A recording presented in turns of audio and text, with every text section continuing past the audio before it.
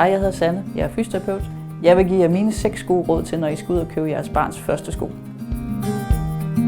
Når børn bliver 8-9 måneder, begynder de at rejse op ved stole og borde og tage deres første skridt.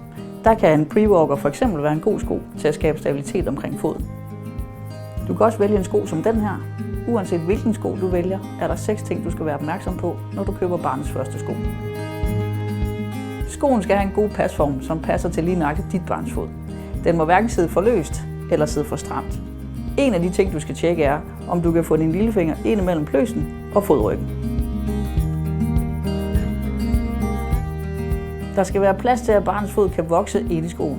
Derfor anbefaler jeg, at du køber pre-walkeren med 1 cm voksetillæg. Senere, når barnet bliver lidt større, anbefaler jeg, at du køber en sko med 1-1,5 cm voksetillæg. For at børnene bedre kan lære at holde balancen, er det vigtigt, at de kan fornemme gulvet igennem sålen. Derfor skal skoens sål være blød, tynd og fleksibel.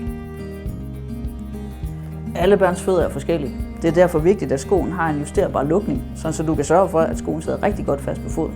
Det kan enten være snørbånd eller velcro. Små børn bruger mange kræfter på at holde balancen, når de lige har lært at gå. Det er derfor vigtigt, at skoen har en fast hælkappe, så den yder stabilitet omkring barnets ankel og fod.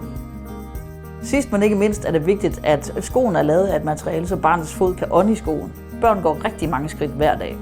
Hvis barnets fod ikke kan ånde i skoen, kan det få kolde og fugtige fødder, og det kan i værste tilfælde resultere i fodsvamp.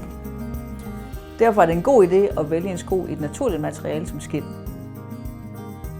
Det var mine 6 gode råd. God fornøjelse med at købe jeres barns første sko.